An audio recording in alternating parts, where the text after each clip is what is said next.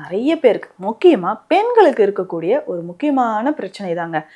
கீழ் முதுகு வலி, லோ பேக் பெயின் இருக்கிறது, காக்சிடினியா அப்படின்னு சொல்லக்கூடிய வால் எலும்பு வலி, கால் மூட்டு வலி, நீ ஜாயிண்ட் பெயின், ஆஸ்டியோ ஆர்த்ரைட்டிஸ் இருக்கிறது. இதை தாண்டி இன்னும் நிறைய பேருக்கு குதிகால் வலி இருக்கவே முடியலைங்க அப்படின்னு சொல்வீங்க. இந்த மாதிரி வலிகளுக்கு இன்னும் ஒரு சிலர் நீங்கள் நடக்கும்போது காலில் வந்து டிக் டிக்னு ஒரு சவுண்ட் வர்றது, மாடிப்படி ஏறும்போது டிக் டிக் டிக் அப்படின்னு சவுண்ட் வர்றது, எதனால இது வருதுன்னு தெரியலையே, சரி வலி தாங்க முடியல, ஒரு எக்ஸ்ரே எடுத்து பார்த்துருவோன்னு பார்த்தா ரொம்ப தேய்மானம் ஆயிடுச்சுங்க. ஆனால் கால் மூட்டு மட்டும் அவ்வளோ பெருசு வீக்கமாக இருக்குது, பார்க்குறதுக்கே ரொம்ப சிரமமாக இருக்கும். ஸோ தொட்டு பார்க்கும்பொழுது நல்லா சூடாக இருக்கும், டெம்பரேச்சர் அதிகமாக இருக்கும் மூட்டில். ஏன்னா அந்த அளவுக்கு பெயின் அண்ட் இன்ஃப்ளமேஷன் சிவியராக கஞ்சி மாதிரி எடுத்துக்கலாம். ஸோ வாரத்துக்கு 3 முறையாவது இதை ட்ரை பண்ணுங்கள், உங்களுக்கு நல்ல ஒரு பலன் தரக்கூடியதாக இருக்கும். வெல்கம் டு நித்யாஸ் வாரம், where ancient Siddha tradition meets modern healing. Experience the difference. வரம் நேயர்களுக்கு வணக்கம். நான் டாக்டர் நித்யா, சித்தா ஃபிசிஷியன். இந்த பதிவில் நம்ம என்ன பார்க்க போகிறோம்னா, நிறைய பேருக்கு முக்கியமாக பெண்களுக்கு இருக்கக்கூடிய ஒரு முக்கியமான பிரச்சனை தாங்க. கீழ் முதுகு வலி, லோ பேக் பெயின் இருக்கிறது, காக்சிடினியா அப்படின்னு சொல்லக்கூடிய வால் எலும்பு வலி, கால் மூட்டு வலி, நீ ஜாயிண்ட் பெயின், ஆஸ்டியோ ஆர்த்ரைட்டிஸ் இருக்கிறது. இதை தாண்டி இன்னும் நிறைய பேருக்கு குதிகால் வலி இருக்கும் இல்லைங்களா, நிற்கவே முடியலைங்க அப்படின்னு சொல்வீங்க. இந்த மாதிரி வலிகளுக்கு இன்னும் ஒரு சிலர் நீங்கள் நடக்கும்போது காலில் வந்து டிக் டிக்னு ஒரு சவுண்ட் வர்றது, மாடிப்படி ஏறும்போது டிக் டிக் டிக் அப்படின்னு சவுண்ட் வர்றது, எதனால இது வருதுன்னு தெரியலையே, சரி வலி தாங்க முடியல, ஒரு எக்ஸ்ரே எடுத்து பார்த்துருவோன்னு பார்த்தா ரொம்ப தேய்மானம் ஆயிடுச்சுங்க அப்படின்னு சொல்லுவாங்க.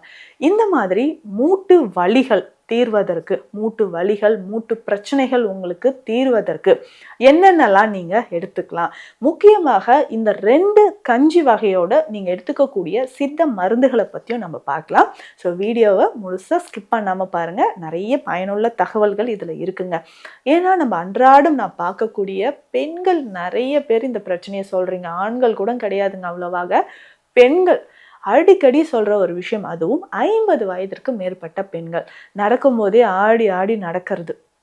எனக்கு கால் மூட்டு பார்த்தீங்கன்னா பார்க்குறதுக்கு அவங்க ஓகே, நார்மலாக ஒல்லியாக இருக்காங்க, ஆனால் கால் மூட்டு மட்டும் அவ்வளோ பெருசு வீக்கமாக இருக்குது, பார்க்குறதுக்கே ரொம்ப சிரமமாக இருக்கும். ஸோ தொட்டு பார்க்கும்பொழுது நல்லா சூடாக இருக்கும், டெம்பரேச்சர் அதிகமாக இருக்கும் மூட்டில். ஏன்னா அந்த அளவுக்கு பெயின் அண்ட் இன்ஃப்ளமேஷன் சிவியராக இருக்குது அப்படின்னு தாங்க அர்த்தம். ஸோ அப்போ பார்க்கும்போதே நமக்கு இவ்வளோ கஷ்டத்தை தருதே, அவங்க எவ்வளோ வலியாக இருக்கும் இல்லைங்களா. ஏன் இது 50 வயதுக்கு மேலே இருக்கக்கூடிய பெண்கள் அதிகமாக இந்த வலி வருது? மெனோபாஸ் ஆனதுக்கு அப்புறம் உடல்லையே கால்சியம் டிஃபிஷியன்சி அதிகமாக வர ஆரம்பிச்சிருங்க. ஈஸ்ட்ரோஜன் லெவல் குறையிறதுனால உடல்ல கால்சியம் லெவலும் குறைய ஆரம்பிச்சு, எலும்புகளோட டென்சிட்டி குறைய ஆரம்பிச்சு அதிகமான வலியை தருது.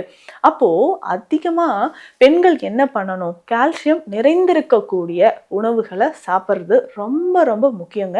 இதனோட என்னன்னா ஸ்ட்ரெஸ் அண்ட் டிப்ரெஷன், நிறைய பேர்ட்ட நான் பேசும்போதே சொல்லுவாங்க, ஒரு டிப்ரெஷன் சொல்லுவாங்க, ஒரு ஏஜ்க்கு அப்புறம் நான் தனியாக இருக்கேன், யாரும் இல்லைங்க, குழந்தைகள் எல்லாமே மேரேஜ் ஆகிட்டு வேறு ஊர்களுக்கு வெளிநாடுகளுக்கு அப்படி போய் செட்டில் ஆகிட்டாங்க, நான் தனியாக தான் இருக்கேன். இந்த மாதிரி சொல்லும்போதும் அதில் ஸ்ட்ரெஸ் அதிகமாகி வலியை தான் நமக்கு கொடுக்குது. ஸோ அந்த மாதிரி ஸ்ட்ரெஸ் லெவலையும் நிறைய பேர் இருக்கீங்க. ஸோ அந்த ஸ்ட்ரெஸ் லெவல் எல்லாமே குறைத்து நமக்கு இந்த வலியை குறைக்கணும்னா நீங்கள் ஆரோக்கியமான உணவுகள், ஸோ மைண்டை வந்து கொஞ்சம் காம் பண்ணுறது, அவங்க சொல்லும் பொழுதே அந்த வலி நமக்கே தெரியும், சரிங்களா, இல்லைம்மா வருத்தப்படாதீங்க வலியெல்லாம் குறைஞ்சிரும் அப்படி இப்படின்னு சொல்லும்போது கொஞ்சம் கொஞ்சமாக அவங்க இங்கேருந்து போகும்போது கொஞ்சம் ஹாப்பியாக போகிறாங்க.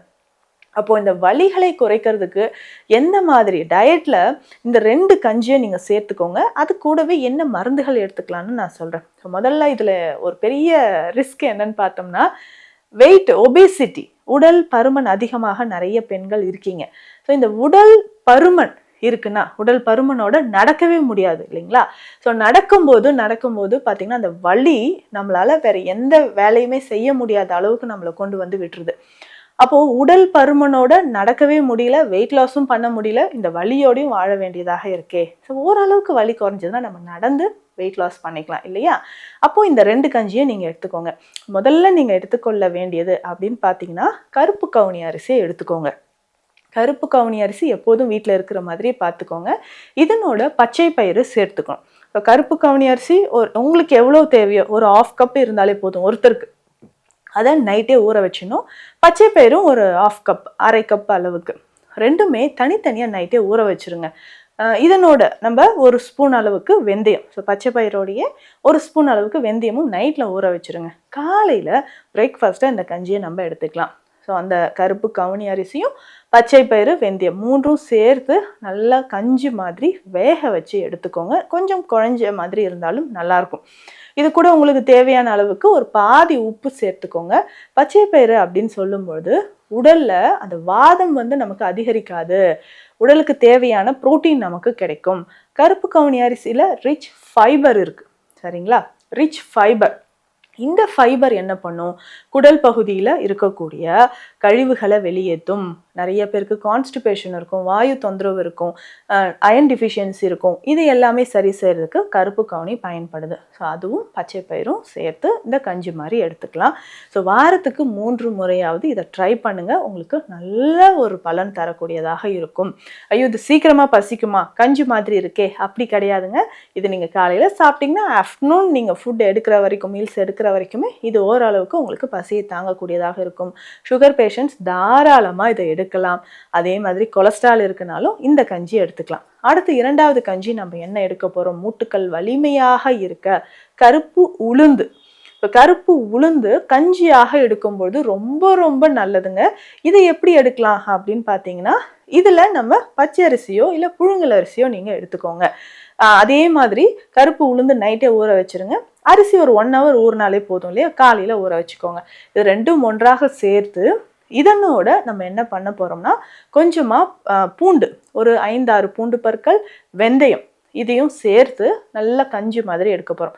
கருப்பு உளுந்து பார்த்தீங்கன்னா அந்த தோலோடு இருக்கிறது எடுக்கணும். ஏன்னா இப்போ எல்லாமே நம்ம தோல் நீக்கப்பட்டு அது வெண்மையாக இருக்கக்கூடிய உளுந்து எடுக்கிறோம். ஸோ அந்த தோல் நீக்கப்படாத கருப்பு உளுந்தை நீங்கள் பயன்படுத்தும் பொழுது அதில் ரிச் புரோட்டீன் இருக்குங்க. ஸோ புரோட்டீன், ஈஸ்ட்ரோஜன் லெவலை பேலன்ஸ் பண்ணுறதுக்கும் கருப்பு உளுந்து யூஸ்ஃபுல்லாக இருக்கும்.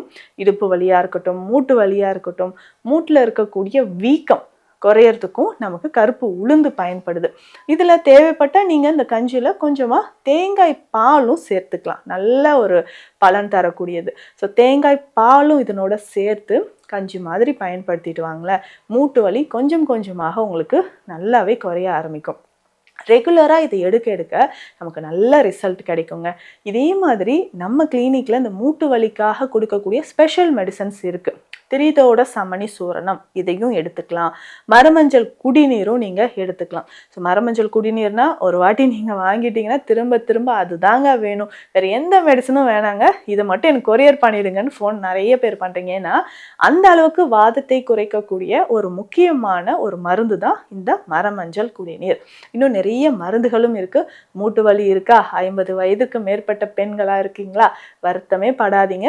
உங்கள் ஆரோக்கியம் நமக்கு சித்த மருத்துவத்தில் நிறைய விஷயங்கள் இருக்குது. அது எல்லாமே நம்ம பயன்படுத்தி ஆரோக்கியமாக வாழலாம்.